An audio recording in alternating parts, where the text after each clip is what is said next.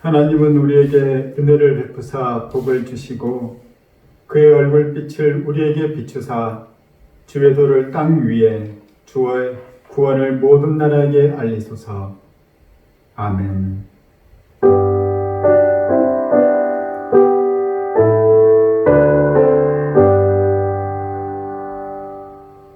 은혜와 긍휼을 베푸시는 주님을 의지합니다. 이 예배 가운데 함께 해주시고 원근 각처에서 저수에서 드리는 예배 가운데 좌정하시고 은총을 베푸시옵소서. 예수님 이름으로 기도합니다. 아멘. 사도신경으로 믿음을 고백합니다. 나는 전능하신 아버지 하나님 천지의 창조주를 믿습니다. 나는 그의 유일하신 아들 우리 주 예수 그리스도를 믿습니다. 그는 성령으로 잉태되어 동정녀 마리아에게서 나시고 본디오 빌라도에게 고난을 받아 십자가에 못 박혀 죽으시고 장사된 지 사흘 만에 죽은 자 가운데서 다시 살아나셨으며 하늘에 오르셔 전능하신 아버지 하나님 우편에 앉아 계시다가 거기로부터 살아있는 자와 죽은 자를 심판하러 오십니다. 나는 성령을 믿으며 거룩한 공교회와 성도의 교제와 죄를 용서받는 것과 몸의 부활과 영생을 믿습니다. 아멘.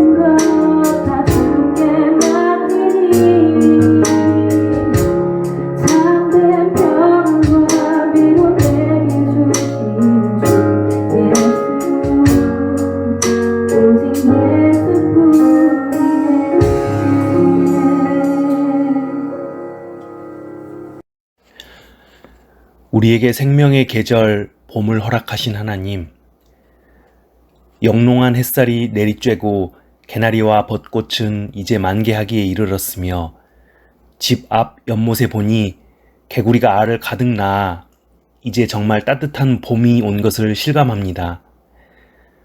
언제나 그랬듯 추운 겨울을 보내고 나면 어김없이 따뜻한 봄이 왔고 그 봄에 하나님께서 허락하신 생명의 위대함들을 우린 경험하곤 했습니다. 하지만 하나님, 지금 우리 인류는 따뜻한 봄이 아닌 질병의 겨울을 지나고 있습니다. 우리나라도 지금 1만 명에 육박하는 환자가 발생하였으며 자유로움을 마음껏 누리던 예전의 일상은 이제 사치가 되어버렸습니다. 주기쁨교회도 모여서 예배드린 지가 벌써 한 달이 넘는 시간이 지났습니다. 황무지 같은 이 나라를 불쌍히 여겨주시옵소서. 그리고 질병에서 치유시켜 주시옵소서. 하나님, 이번 코로나 사태로 인해 이 땅에 악한 종교 집단인 신천지의 많은 행태가 드러나기 시작하고 있습니다. 이번 기회를 통해 그들의 해악이 온 세계에 널리 알려지고 하나님을 모르는 사람들이 하나님을 올바르게 알아갈 수 있는 기회가 되게 하여 주옵소서. 신천지를 비롯한 수많은 이단들의 미혹된 영에 빠져있는 수많은 사람들이 이번 사태를 통해 올바른 예수님의 영으로 되돌아올 수 있도록 길을 인도하여 주옵소서. 또한 최근 많은 기독교인들이 세상 사람들에게 지탄을 받는 모습들을 볼 때 실로 부끄럽기 그지없습니다. 우리는 그들을 보며 일부 기독교인들의 모습이라고 이야기하지만 실상 그들의 모습이 우리들의 모습임을 고백합니다. 우리 모두 한 지체인데 우리가 더욱 성숙하고 세상 가운데 빛과 소금의 모습이 될 수 있도록 우리를 성화시켜 주시옵소서. 온 나라 국민들을 위해 헌신적으로 치료에 힘쓰고 있는 의료진들을 돌보아 주시옵소서. 그리고 이 어려운 시국에 일터의 어려움, 경제적인 어려움, 육아와 교육의 어려움 등으로 인해 많은 이들이 힘들어하고 있습니다. 이 사회가 정상적인 기능을 잘 할 수 있도록 하나님께서 친히 돌보아 주시고 위정자들이 슬기롭게 잘 대처하여 이 나라가 혼란에 빠지지 않도록 도와주시옵소서. 주기쁨교회를 통해 전해 듣는 해외의 많은 선교사님들의 사정은 우리보다도 더 좋지 않은 것으로 보입니다. 선교사님과 그의 가족들의 안전을 지켜주시고 질병으로부터 보호하여 주시옵소서. 비자 문제와 각종 치안의 문제들이 복음을 증거하고 생활하는 모든 일상을 방해하지 않도록 하여 주시옵소서. 선교사님들의 가정 가운데 은혜를 더하여 주옵소서. 모여서 예배드린 지가 한 달이 넘어가면서 행여나 우리의 신앙이나 예배가 흐트러지지 않기를 소망합니다. 하나님, 우리는 환난 중에 있음에도 즐거워합니다. 환난은 인내를, 인내는 연단을, 연단은 소망을 이룰 것이기 때문입니다. 오늘 말씀을 전하실 백홍 목사님에게 은혜를 더하여 주시옵소서. 비록 교회 회당에서 우리가 그 말씀을 직접 들을 수는 없지만 하나님의 은혜가 우리에게 동일하게 임하여 주실 것을 기대합니다. 오늘 예배의 모든 것을 주님께 의탁하오며 예수님의 이름으로 기도합니다. 아멘.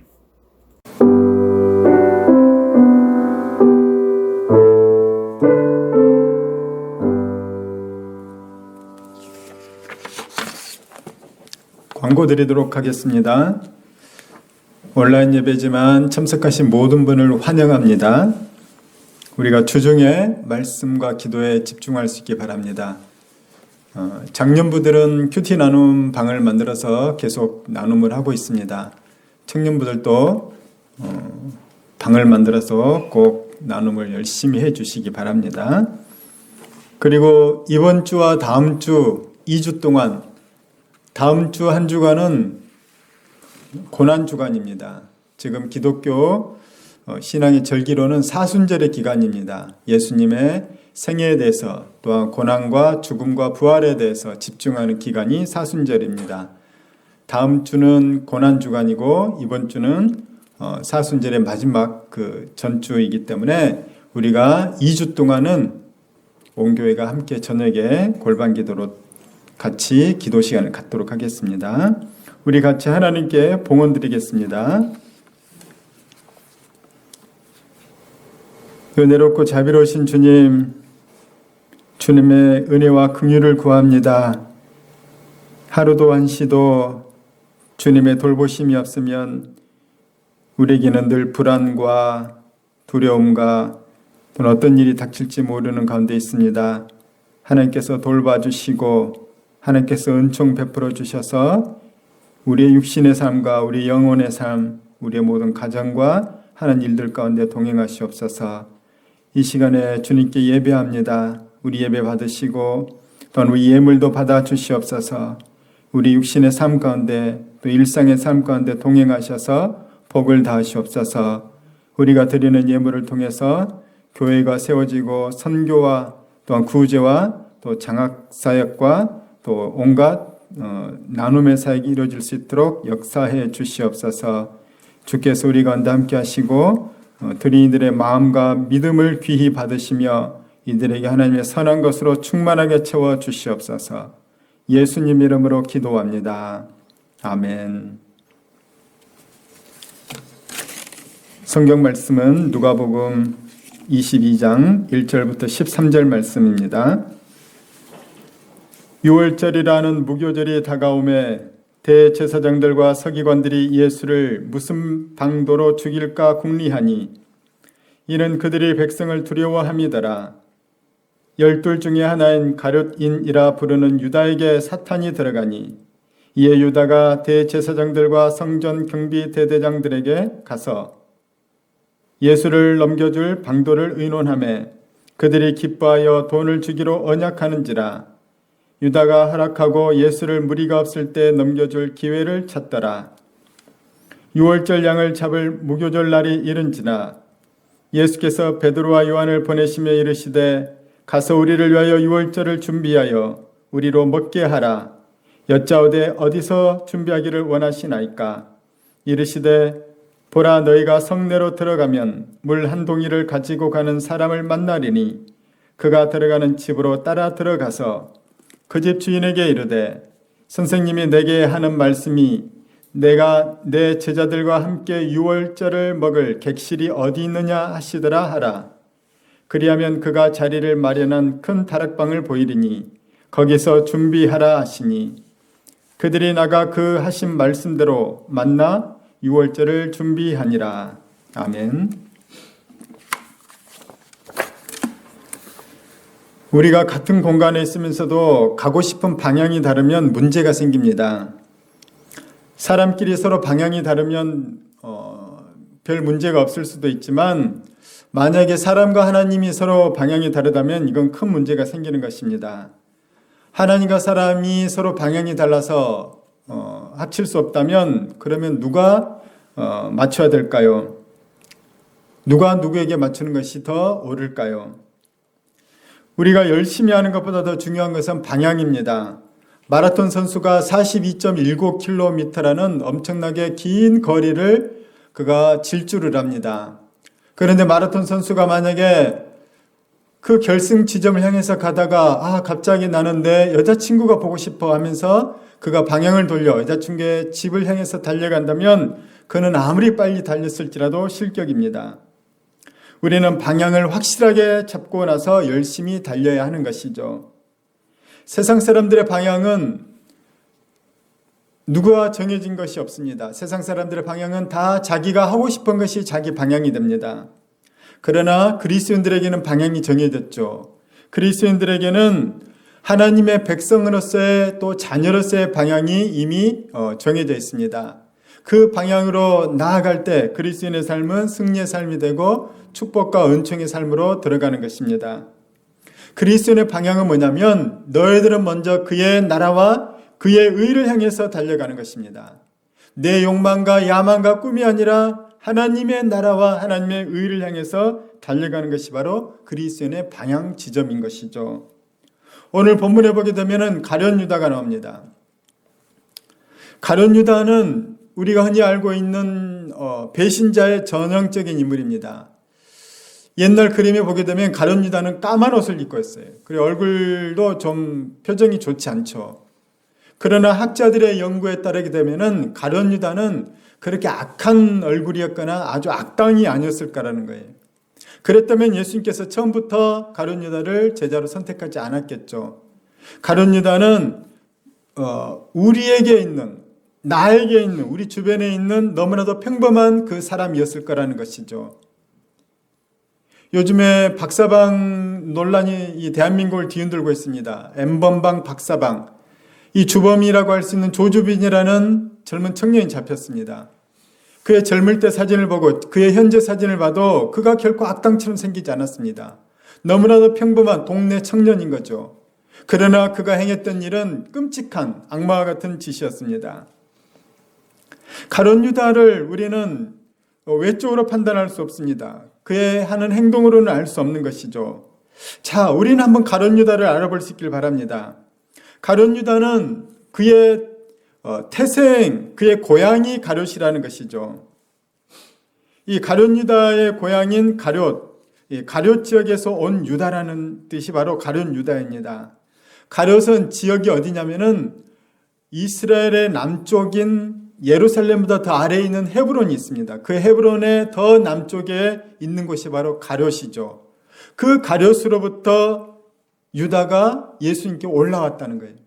예수님은 예수님의 공생의 사역 초반기에 제자들을 뽑았습니다.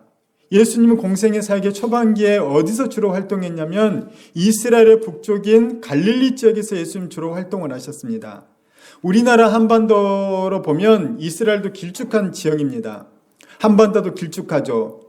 한반도로 보게 되면 서울이 예루살렘이라면 예수님의 갈릴리는 함경북도예요. 백두산, 개마고원 거기쯤이 바로 두만강 이쪽 지역이 바로 갈릴리라는 거예요. 그러면 유다는 어딘가 바로 저기 경남 통영 그런 쪽 되는 거죠. 그 통영에 있는 사람이 어떻게 해서 두만강까지 올라오게 됐을까? 여러분 그 이유가 뭘까요? 왜 예루살렘에 가지 않고 갈릴리까지 왔을까요? 가룟 유다는 청운의 꿈을 아마 품고 왔을 것입니다. 나는 출세를 해야 돼. 난 우리 가문을 살려야 돼. 나도 좀 성공해보고 싶다. 내 인생이 좀 쨍하고 해뜰 일이 왔으면 좋겠다. 누가 나를 좀 이끌어줄 사람이 있으면 좋았을 텐데. 내가 라인이 필요한데 나는 어떤 라인을 붙잡아야 될까? 그랬을 때 가룟 유다에게 눈에 띈 사람이 누구냐면은 바로 예수님이죠. 지금 예수님 당시 가룟 유다가 봤을 때 지금의 최고의 이스라엘의 인싸, 최고의 영향력 있는 사람은 누구일까 봤더니 예수님인 거예요. 그래서 저 남쪽으로부터 가룟 유다는 예루살렘이 아니라 북쪽에 그 시골 구석에 있는 갈릴리 그 나사렛 촌동네 출신인 예수님께로 찾아왔다는 것입니다.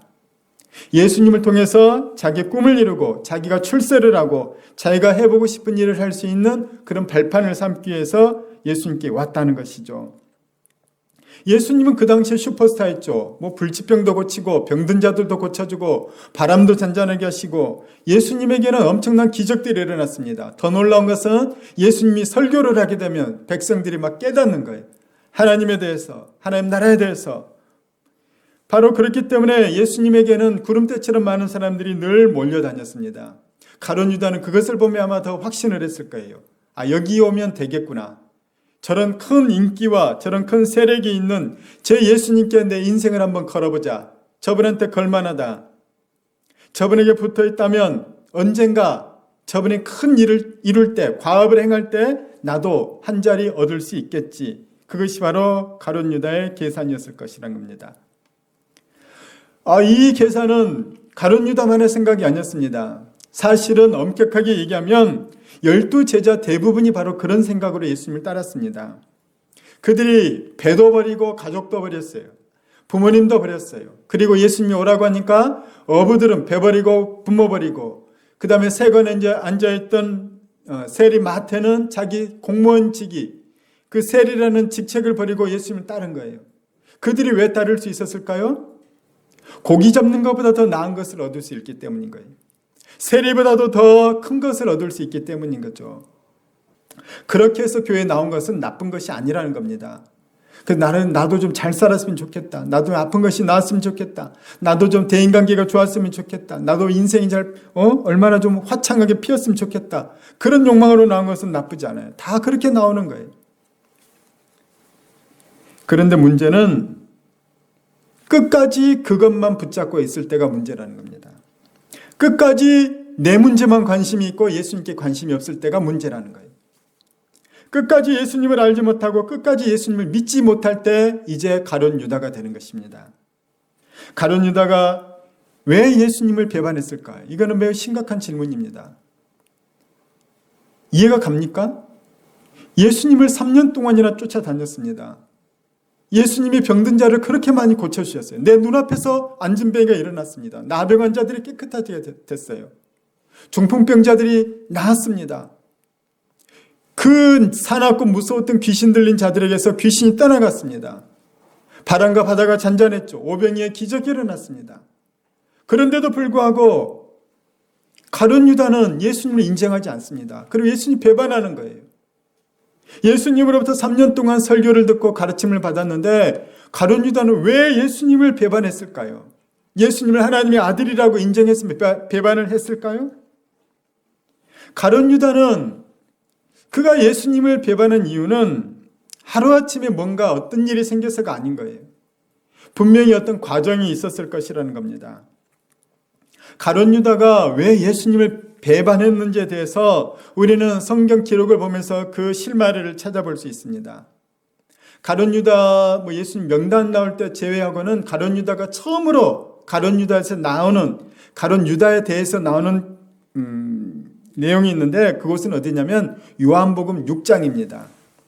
요한복음 6장에 보게 되면은 요한복음 6장은 아주 유명한 사건이 나옵니다. 오병이어의 사건이 나오죠. 물고기 2마리와 떡 5개로 남자만 5,000명을 먹여요. 남녀노소를 다 합쳤으면 아마 한 2만 명은 먹였을 거라는 겁니다. 이거는 엄청난 일인 거죠.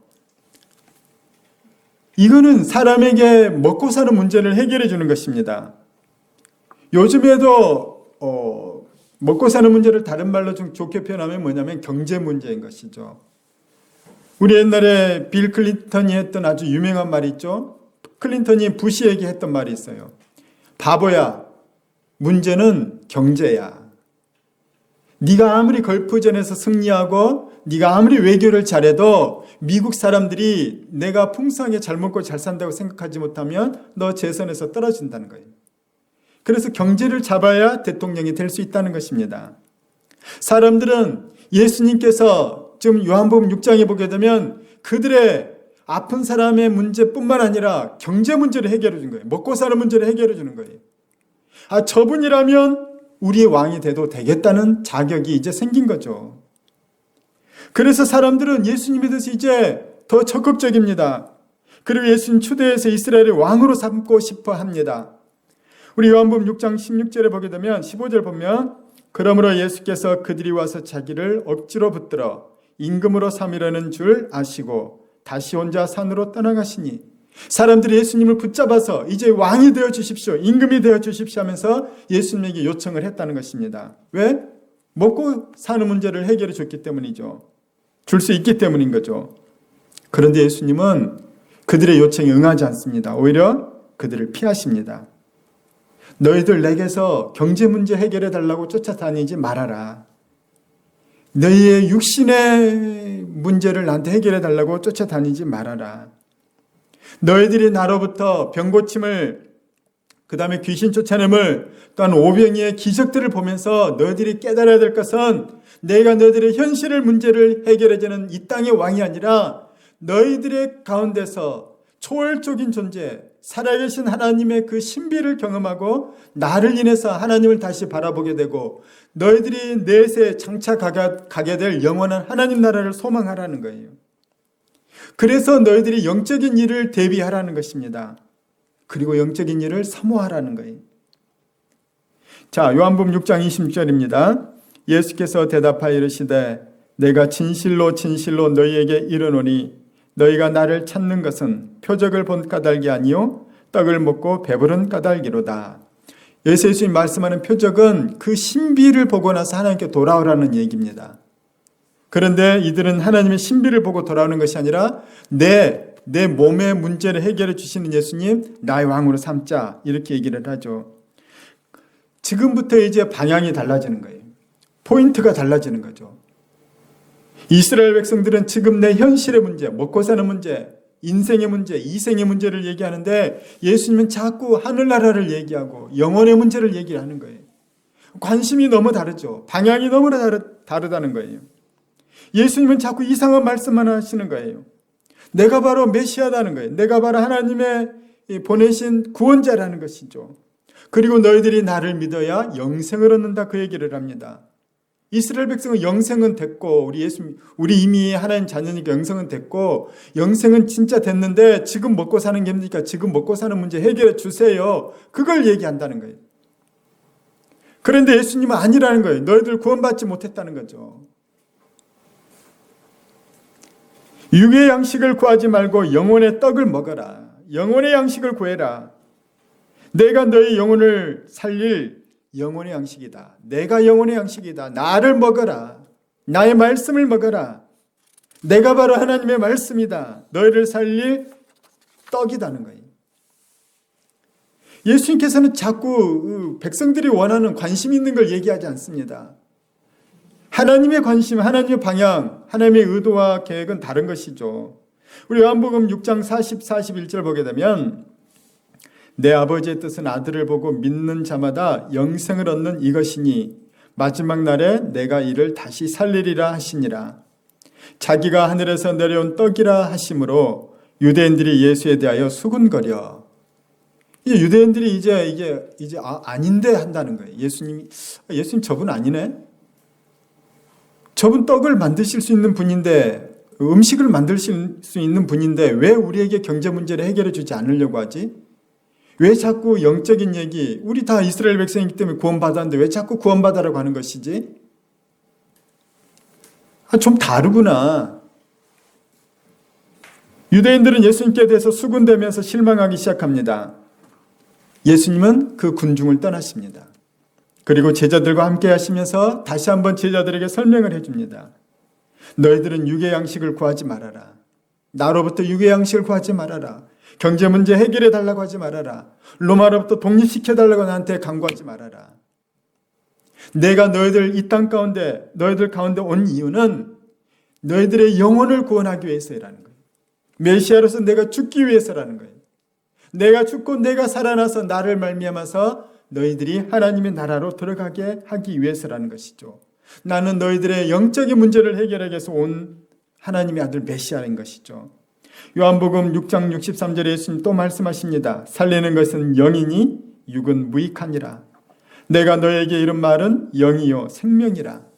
예수님 자꾸 영에 대해서 얘기하고 영적인 얘기하고 하나님 나라에 대해서 얘기하는데 이스라엘 백성들은 또한 제자들까지도 육적인 문제, 보이는 문제, 출세의 문제, 성공의 문제, 독립의 문제, 이런 경제적인 문제, 이런 것만 얘기한다는 거예요. 그러니까 이게 대화가 안 통하는 거예요. 그때 성경은 뭐라고 기록되냐면 요한복음 6장에 보게 되면 그때 수많은 제자들이 예수님을 떠난다는 거예요. 12제자 말고 70제자도 있거든요. 더 가까이 했던 사람들. 수많은 사람들이 저 예수님은 나의 욕심을 채워주지 않는구나. 내가 듣고 싶은 말 해주지 않는구나. 그래서 그들은 예수님을 떠납니다. 예수님께 그때 마음이 너무 아프셨죠. 그래서 제자들에게 얘기합니다. 너희들도 나를 떠날 거니? 너희들도 나를 떠나려느냐? 베드로가 대답하죠. 생명의 말씀이 여기 계시는데 내가 어디를 갑니까? 주님, 우리는 배신하지 않습니다. 주님, 우리는 하나님 나라 구하겠습니다. 물론 속으로는 출세할 욕심도 있고요. 이 두 가지가 같이 있죠. 예수님은 이 무리에 대해서 다시 얘기합니다. 요한복음 6장 64절에 그러나 너희 중에 믿지 아니하는 자들이 있느니라 하시니 이는 예수께서 믿지 아니하는 자들이 누구며 자기를 팔 자가 누구인지 처음부터 하심이라.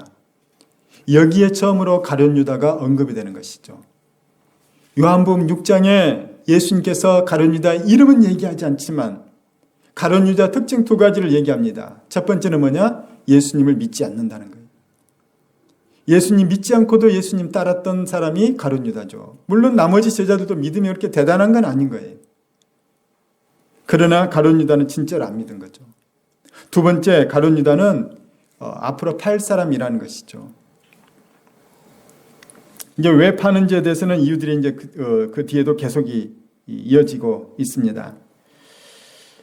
예수님께서 영적인 얘기를 하실 때 믿지 않는 자가 나오고 그 믿지 않는 자가 바로 가룟 유다라고, 또 팔자가 바로 가룟 유다라고 얘기를 했습니다.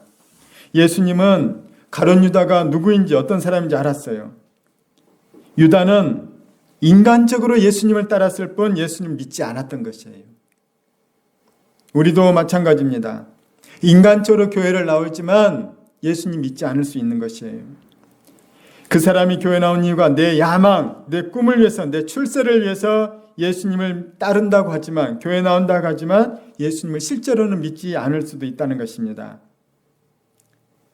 가룟 유다는 예수님을 하나님의 아들로 믿지도 않았고 예수님에 대해서 별로 신뢰하지도 않아요. 그렇기 때문에 예수님이 무슨 말씀을 해도 예수님 말씀이 들리지 않고 예수님 말씀이 믿어지지 않는 거예요. 예수님으로부터 3년 동안이나 가르침을 받았지만 예수님 말씀이 귀에 들어오지 않습니다. 또한 귀담아 듣지 않는 것이죠. 믿음도 없고 말씀도 없는 가룟 유다이기 때문에 예수님을 배반하는 것은 당연한 일인 거예요. 이것이 바로 가룟 유다가 배반한 이유인 것입니다.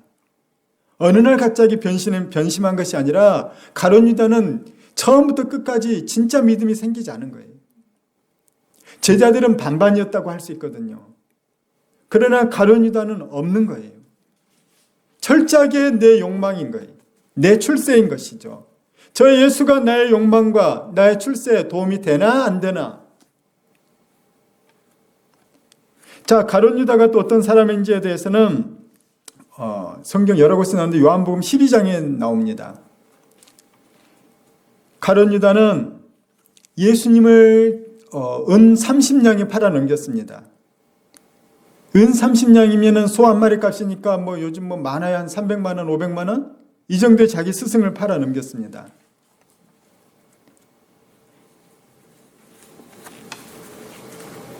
가룟 유다는 그가 어떤 사람인지에 대해서 가룟 유다에 대해서 설명이 나온 것이 바로 요한복음 12장이에요. 요한복음 12장에는 아주 또 유명한 사건이 있죠. 뭡니까? 마리아가 자기의 시집갈 자금이었던 적금 통장 껴진 옥합을 깨뜨린 거예요. 그 나드라는 아주 귀한 향품이 들어있는 그 도자기 병이 바로 옥합입니다. 그 병 안에 진귀한 그 향이라는 향이 있어요. 이것을 현대 돈으로 환산해 보면 아마 1,500에서 한 2,000만 원쯤 됩니다. 이거는 자기 결혼 자금이죠. 그런데 그 향은 아주 고급 향인 거예요. 너무나도 좋은 향이죠. 그 예수님으로부터 은혜를 받았던 마리아가 예수님의 이제 돌아가실 날이 얼마 남지 않았을 때 아마 마리아도 예수님께서 이제 십자가에서 내가 죽어야 된다는 말을 들었을 것 같아요. 마리아는 눈물을 흘리면서 예수님 발 앞에 나와서 예수님에게 옥합을 곁들여 그 향으로 예수님의 발을 씻겨드리는 거예요. 그 향내가 방 안에 진동했다고 합니다. 그때 그 향에, 그 아름다운 향 가운데 얼굴을 찌푸리고 있는 사람이 있습니다. 마음이 상한 사람이 있었죠. 누구죠? 가룟 유다예요. 그는 뭐라고 하냐면 당신은 왜 이렇게 이 귀한 나들을 낭비를 합니까? 이것으로 팔아서 가난한 사람들에 나눠주면은 1인당 100만 원씩이면은 몇 가정에 나눠줄 수 있습니까? 왜 당신은 이런 귀한 것을 이렇게 낭비를 하고 있습니까? 그렇게 야단을 치죠. 그때 예수님께서는 뭐라고 말씀합니까? 마가복음에도 나오거든요. 마가복음 14장 6절부터 8절입니다. 예수께서 이르시되 가만두라 너희가 어찌하여 그를 괴롭게 하느냐 그가 내게 좋은 일을 하였느니라. 가난한 자들은 항상 너희와 함께 있으니 아무 때라도 원하는 대로 도울 수 있거니와 나는 너희와 항상 함께 있지 아니하리라.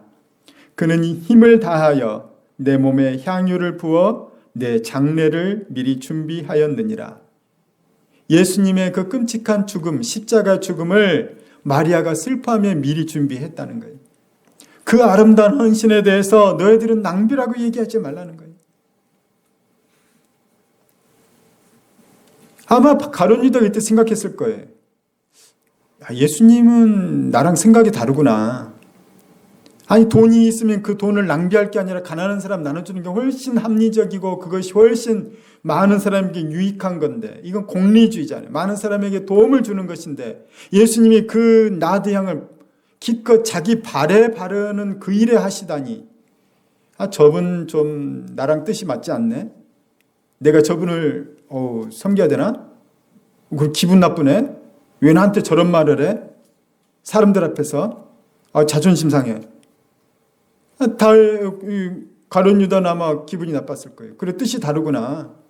예수님의 가는 길과 내가 가는 길은 다르구나. 그런데 가룟 유다에 대해서 성경은 뭐라고 기록하냐면 요한복음 12장 6절은 바로 똑같은 사건을 얘기합니다. 이렇게 말하면, 가룟 유다가 이렇게 말하면, 가난한 자들을 생각함이 아니요 그는 도둑이라 돈꾀를 맞고 거기 넣는 것을 훔쳐가미러라. 가룟 유다는 예수님 제자 공동체의 회계를 맡았습니다. 그가 수많은 사람들이 헌금을 했거든요. 그리고 그걸로 숙박도 하고 음식도 먹고, 있으면 먹고 없으면 굶기도 했지만은, 잘 곳이 있으면 자고 없으면 못 잤지만은 그래도 돈이 들어오기도 하고 나가기도 한 거예요. 그걸 관리한 사람이 바로 가룟 유다예요. 가룟 유다를 보면은 굉장히 머리가 잘 돌아가는 사람이라는 걸 알 수 있겠죠. 그는 꼼꼼한 사람인 거예요. 그 일처리를 잘하는 사람이에요. 사실 돈 하면 세리 마태거든요. 돈은 원래 세금 관리하는 마태가 관리했어야 돼요. 그런데 더 많은 사람들이 가룟 유다가 더 일처리를 잘한다고 아마 인정을 했을 거라는 겁니다. 그는 실력은 있었지만 믿음이 없었죠. 가룟 유다는 여기 성경이 기록된 것을 보게 되면 제자들이 나중에 알았던 것 같아요. 가룟 유다가 돈꾀를 맡은 도둑이라는 거예요. 그 공금을 횡령했다는 거예요. 우리 뉴스에 보게 되면 여자 경리가 돈을 10억을 30억을 들고 도망갔다 이런 얘기들 가끔 나오죠. 가룟 유다가 돈꾀를 맡았는데 자기가 그곳에 있는 돈을 마음껏 꺼내 쓰는 이 도둑이었다는 거예요. 무슨 얘기입니까? 가룟 유다에게는 돈 욕심이 크다는 것입니다. 공금이든 뭐든 나를 위해서 쓰는 사람이라는 거예요. 나를 위해서 다른 사람의 희생을 강요하는 사람, 피해에 대해서 별로 개의치 않는 사람인 것이죠. 철저하게 자기중심적인 사람인 것입니다. 성경은 오늘 본문에 보게 되면 3절에 보게 되면 가룟 유다에게 사탄이 들어갔다고 기록하고 있습니다. 여러분, 사탄은 아무에게나 들어가지 않습니다. 사탄도 우리의 동의와 우리의 초청이 있어야만이 우리 속으로 들어올 수 있습니다. 사탄이 들어올 수 있는 조건이 충족될 때 사탄이 들어가는 것이죠. 우리 쉽게 표현하면은 우리나라 무당들 있죠? 무당들 가운데 보게 되면 신내림을 받아야 진짜 무당이 되거든요. 근데 귀신이 아무한테나 막 들어갈 수 없습니다. 귀신이 한 명 찍어요. 보니까 영적으로 예민한 사람들이 있거든요. 영적으로 예민한 사람들을 귀신이 딱 찍는 거예요. 얘는 내가 잘 쓸 수 있는 제목이네. 귀신 나라의 제목이네. 그래서 찍는 거예요. 그 다음에 귀신이 하는 일은 뭐냐면은 자기가 찍은 그 사람을 괴롭히기 시작하는 거예요. 몸이 여기저기 아파요. 병원에 가면은 알 수가 없습니다. 죽을 것 같은데 병원에서는 알 수가 없다는 거예요. 또는 가정에 불행한 일들을 생기게 하는 거예요. 교통사고가 나게 하고, 애가 가출하기도 하고, 온갖 일들이 생기는 거예요. 일이 안 되는 거예요. 그래서 몸이 아파서 병원에 가고, 또 일이 안 풀려서 여기저기 찾아다니다가 나중에는 무당집에 갔더니 무당이, 큰 신이 오셨네. 신내림 받아야 돼요. 그렇지만 평생 당신 괴롭습니다. 반항을 합니다. 그러나 너무 괴로움이 계속 있고 시달리다 보니까 힘들어서 나중에는 신내림을 받죠. 그 신내림 받는 그 무당이 이제 진짜 무당이 되는 것이죠. 그 사람 속에 귀신이 들어가는 거예요. 귀신도 요청을 할 때 들어가는 거고 조건이 맞을 때 들어가는 것입니다. 가룟 유다에게 왜 마귀가 함부로 들어갈 수 있었을까요? 왜 쉽게 들어갈 수 있었을까요? 가룟 유다는 마귀와 통하는 거예요. 마귀와 쉽게 통할 수 있는 거죠. 유유상종이네 너랑 나랑. 나는 너 안에 쉽게 들어갈 수 있어. 너는 도둑놈이잖아. 너는 거짓말쟁이잖아. 너는 네 탐욕과 너는 영적인 교만에 가득하고 너는 예수 믿지도 않으니까 네 안에 예수의 능력도 없고 귀신이 막 들어가는 거죠. 마귀가 자기 밥인 거예요. 그가 바로 가룟 유다죠. 사탄이 쉽게 농락할 수 있는 사람이 바로 가룟 유다죠. 우리 구약에도 사탄이 쉽게 농락할 수 있는 사람이 있었죠. 사울왕입니다. 사울왕 속에는 처음에는 겸손했거든요. 근데 왕이 되자 아이가 막 교만해진 거예요. 그리고 전전긍긍하죠. 누가 내 왕의 자리를 뺏을까 봐서 불안불안한 거예요. 그리고 교만하게 제사장이 드려야 될 제사를 본인이 드려버려요. 절차와 순서와 구별됨이 없는 거예요. 자기 마음대로 하는 거죠. 그랬더니 악신이 들어가죠. 막 악신이 들어가서 이 사울왕을 괴롭힙니다. 사울왕의 마음이 무너졌기 때문인 거예요. 그의 마음이 황폐화됐기 때문에 마귀가 들어가기 쉽네, 괴롭히기 쉽네. 그게 바로 구약의 사울왕인 것입니다. 불안증, 의심병, 영적 교만, 탐욕, 육신의 욕망 이런 것들이 너무 충만하고 타락하게 되면은 마귀가 역사하기 쉬운 거예요.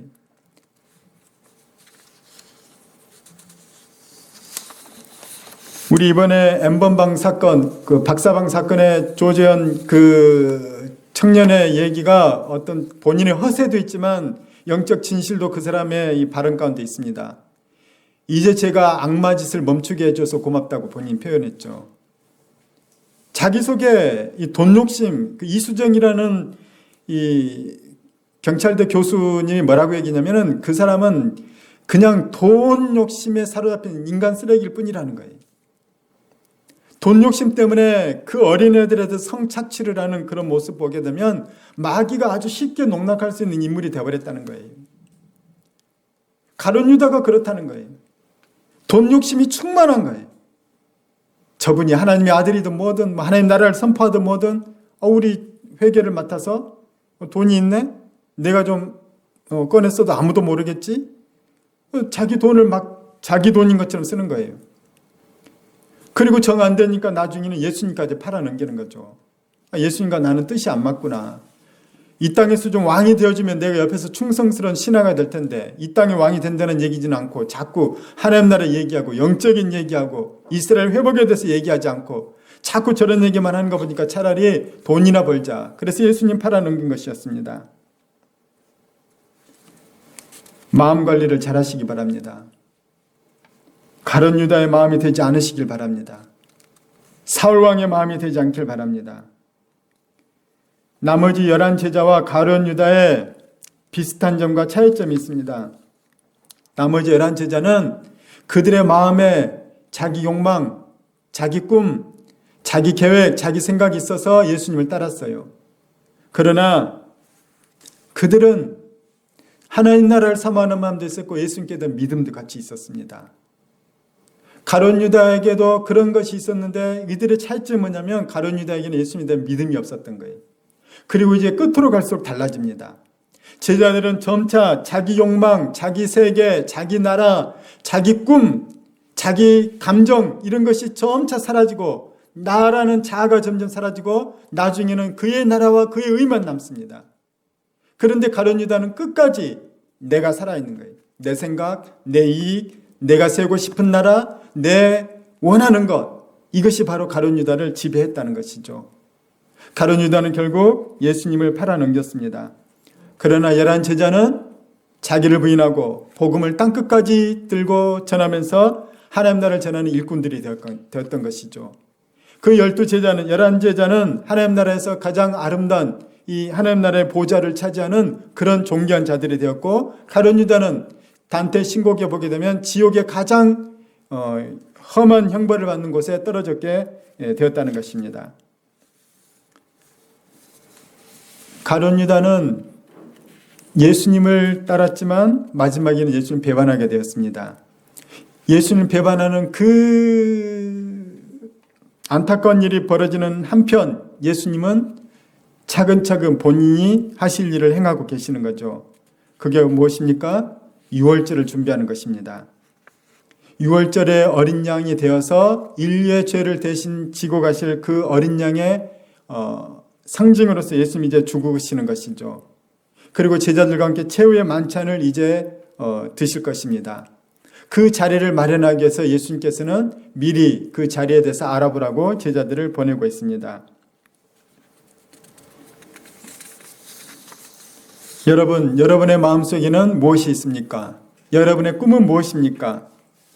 가룟 유다는 끝까지 자기 생각, 자기 세계, 자기가 세우고 싶은 나라, 자기 출세, 자기 이익이 자기 중심을 차지했습니다.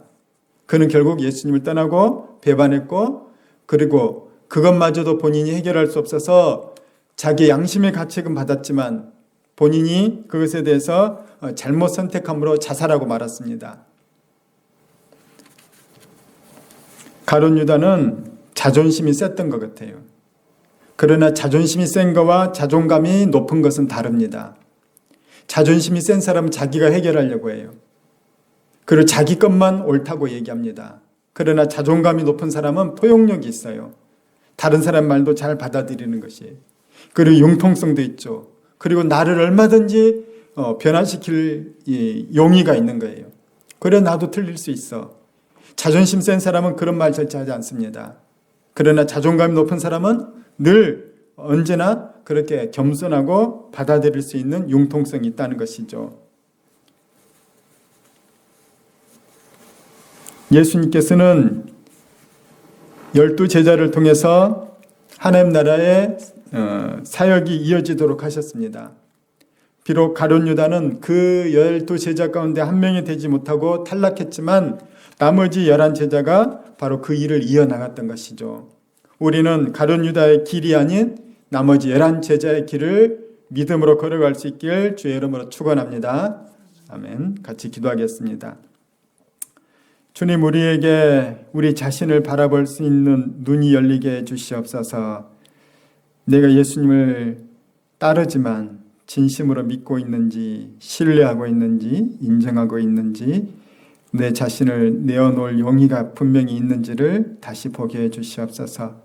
그리하여 가룟 유다가 아닌 11제자가 되어 주님 나라의 일꾼이 되고 하나님 나라의 소명 부여받은 것을 성취하며 살아나가는 복된 인생 되도록 이끌어 주시옵소서. 예수님 이름으로 기도합니다. 아멘.